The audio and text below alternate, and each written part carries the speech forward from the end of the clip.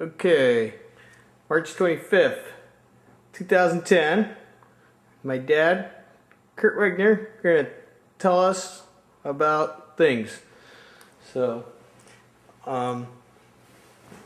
this is for all the kids, so we have a nice video of our family. Okay, so Dad, I guess we'll go all back to Berlin. Okay. All right. Let's start off by, I was born in Berlin in 1927 in a little outskirt of Berlin called Lankwitz, and I was the second son to my parents. I have an older brother who is 14 months older than I am. His name is Hans, H-A-N-S, and when we came to this country, he's always been called Hank. We lived in Berlin in an apartment house in West Berlin. What's Hank's middle name? Manfred. Manfred, okay. Yeah. Hans Manfred. And my middle name is Joachim, and in this country everybody says Joachim. And we lived in Berlin until 1937. And the Hitler regime came into power in 1933, and we already became very aware of the anti-Semitism in Germany. We were originally in a regular public school, and which we could no longer attend after about 1935 or 6. And my father lost his most of his work. He was a representative for agricultural machine companies in Germany. He lost his work, most of it in 1935. So you were 8 years old, and Hank was about 10? A year older, 14 months older. Yeah, he was essentially a year older. So, at this point, my parents, I found out later, they had contemplated leaving Germany, but one of the problems was that Jews were allowed to leave Germany in the early 30s and mid-30s, but they couldn't take anything with them. They couldn't take their property with them. And so a lot of German Jews that were ready to leave tried to smuggle their possessions out of the country. And back in April of 1937, it was felt that the person that was doing the smuggling for us got caught, and we were all afraid that we were going to be arrested. And we already knew about something about concentration camps. And so we left overnight. We had a family conference in our apartment one night. The next morning we all had each a suitcase, and we took a train out of Berlin into Switzerland, to Zurich.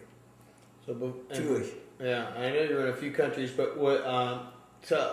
Talk more about what were your parents' names, and what was your lifestyle in Berlin before you left? Oh, we lived very well. We lived in a very large apartment, like a 12-room apartment. My father had his office in the apartment. What was his name again? My father's name was Arnold. And his Yeah. he did he have a middle name? I don't think so. I don't recall that. Yeah. And your mom was? Her name was Käthe, and it was spelled at that time was K-A umlaut T-H-E, and she had two middle names, Rose and Elizabeth. And she was born in Berlin. She had 1 year of college before she got married. She married my father when she was 19 years old. My father at that time was 39. He was 19 and a half years older than my mother. She had actually met my father through her father. Her father, and in other words, my maternal grandfather and my father were friends. His name was Max Jonas, J-O-N-A-S.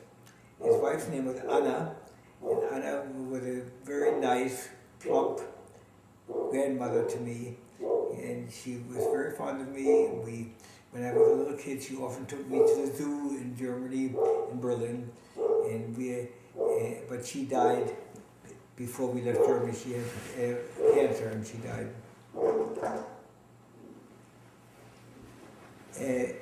so my mother never worked after she got married, and she had two siblings. My mother, and she had a sister named Gerda, Gerda, and Gerda was married to a Gentile man. His name was Wiener, and when Hitler came around, he divorced her. And from what I heard, and I was a little kid at the time, so I don't know all the details.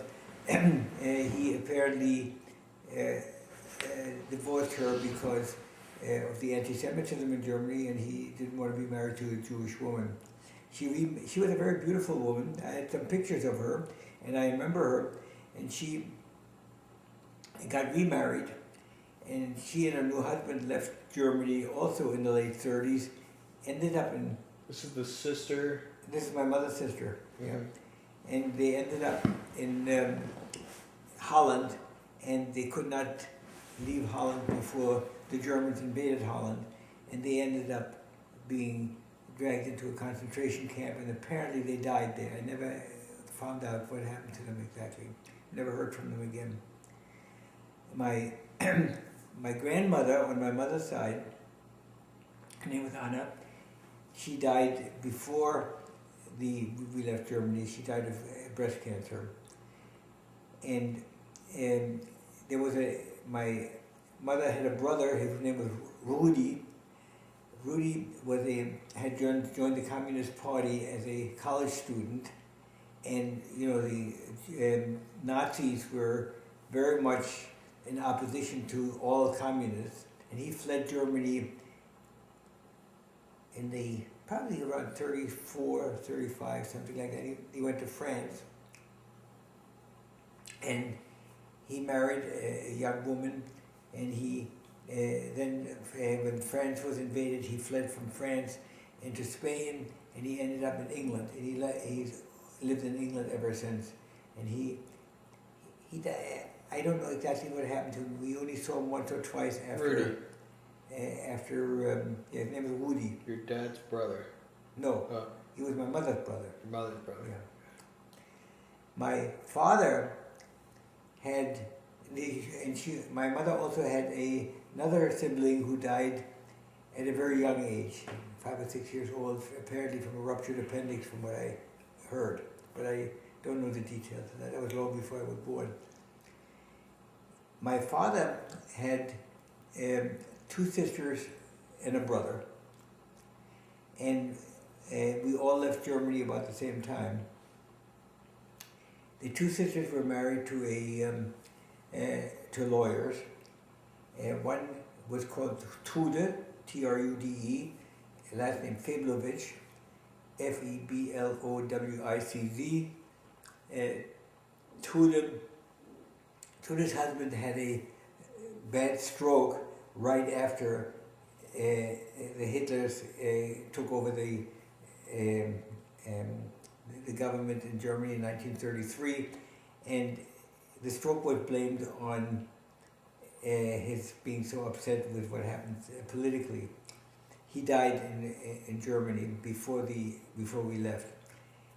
Trude had 2 children, Hilde and Ernst.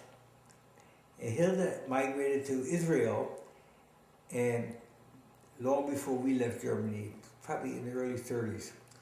And she lived there ever since. And I only heard from her rarely after that.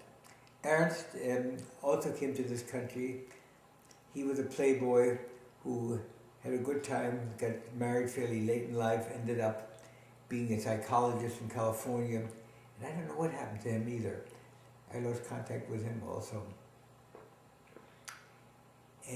Then there was another sister of my brother's whose name was Rosel, R-O-S-E-L. She was married to a lawyer also. His name was Ismar Frost, F-R-O-S-T. And they came to America about the same time we did. He never worked again. He was pretty well to do. He had gotten a lot of money out of the country. And they've died since, and none of them really ever forgave me for leaving New York, where they all lived, and they all thought that I was really the hope of the family, and I should have stayed there and not gotten married and so forth, and so that when I left the New York area after 1956, they really never came back and never had much contact with me anymore. They never came to the bar mitzvahs of our three sons, including you, Rusty, and Doug and Ken, and all the contact was pretty much lost. Somewhat of a stigma about leaving New York. Oh yeah, well, Jewish family. It was like they felt that I had abandoned the family, you know. You know, I was curious going back. Your dad, I seem to remember you had back on your lifestyle in Germany. You had a driver and a housekeeper, and he did he have a few like inventions or a few things or tinkering? No, he had a small factory of his own. His field was agricultural machines, and his father had been in the agricultural machine business before that, and he actually represented a couple of very large manufacturing companies in Germany that made agricultural machines. He was a chief representative for Germany, and he also traveled to Switzerland and other countries to represent them. Farm equipment. All farm equipment, yeah. In the field. Yeah, threshing machines and that sort of thing. And his office was right in our home. We had a large, this large apartment, and he traveled a lot, you know, and this was the days before plane travel, and he traveled with a chauffeur, and in his car, and the chauffeur would drive him, and he would do a lot of the paperwork when he was outside in the car, in the back of the car, and when he was at home, the chauffeur would stay in our employ at home, and he sometimes drove us to school and things like that, you know. Right. Yeah, but the lifestyle was pretty good. My father was making good money, and we lived well. And you know, there was as I said, we had a live-in housekeeper. Yeah, that I remember. Yeah. Her name was Lisa, I think, and she was very good. In fact, after we left overnight in April of 37, she got a lot of our furniture and so forth. Even bought our tickets, you know, we came over by ship. Yeah, a shipping ticket, everything was money that was left behind for us. So she was very loyal to us, but she was not Jewish. She was Gentile. Her origin was in East Prussia,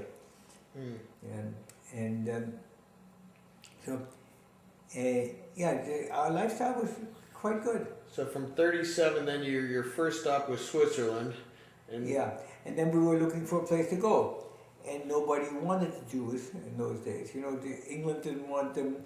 America, there was a quota, an immigration quota, which it didn't increase as a result of the Hitler atrocities, and a lot of Jews perished in Germany because they couldn't get to America. The only country that really accepted them was China, you know, and some of them went to Cuba, and so we were looking for a place to go. We ended up that we went to Czechoslovakia, and we lived in the German part of Czechoslovakia for a few months, looking for permanent residence, and the only place we could get in was Holland. But my father wasn't allowed to work in Holland. My father was already, when we left in 37, my father was 53 years old, and because the Dutch would not permit immigrants to compete for jobs with the local population. So we lived in Holland from 37 to 39, and I attended a very Orthodox Jewish parochial school in Amsterdam, in which I learned a lot about Judaism. I learned more about Judaism there than I ever did anywhere else. It was a fantastic school, and I enjoyed it. I liked it a lot. And then we came over when my we already had visas to come to America, my mother, my brother and I, because we were born in Berlin. But my father was born in the eastern part of Germany, in a province called Posen. And in Posen, Posen became Polish after the First World War. And that meant he was on the Polish quota, and the Polish quota for immigration was very small, and he had to wait for his visa. And we got the visas, and we came over we arrived in New York in May of '39. By the way, your dad had served in the German military. Yes. And what they had at that time, he was born in 1883, and what they had was that when you were somewhere around 18 or 19 years old, you had to serve 1 or 2 years in the military regardless. There was a draft on all the time. And so he did that. I think he served for 2 years, and then when the First World War started in 1914, he was redrafted. He went back in the German army, and he served in the French area for 4 years, from 1914 to 1918. And as a matter of fact, when all that business came about with the Nazis, he felt, the original feeling was that, nothing's ever going to happen because, we're loyal Germans and I served in the army and so forth. They're not going to do anything to me. But that didn't seem to make any difference to the Nazis. So yeah, he served, he was in the army. So he spent a total of 6 years in the army. And then he also, a lot of the German Jews had a kind of anger towards the Nazi Germany because they were very loyal, proud Germans, and kind of they felt very turned on. And the German Jews were very assimilated. They felt they were Germans with Jewish religion. They did not feel like they were the Jews first and Germans second. Yeah. And they were assimilated. They were part of Germany. They're pretty proud to be German. Oh yeah. And so we were ousted out of the German public schools about 1935, and we went to a private Jewish school for I remember it was 1 or 2 years before we left. Right. So now you're in Holland. You're back in Holland, and you've been observing and getting involved in Judaism, and actually you left there in 1939. 1939, yeah. We arrived here May 8th, 1939. And you were within 6 months, I seem to remember, or very close to when the Germans came into Holland. Yeah, the Germans came to Holland in 1940, I think it was. And so, it was 8-9 months, something like that, yeah. And so it was a little close. It was close, yeah. But this woman Gerda that I mentioned, she was caught over there, and my grandfather, Max, on my mother's side, he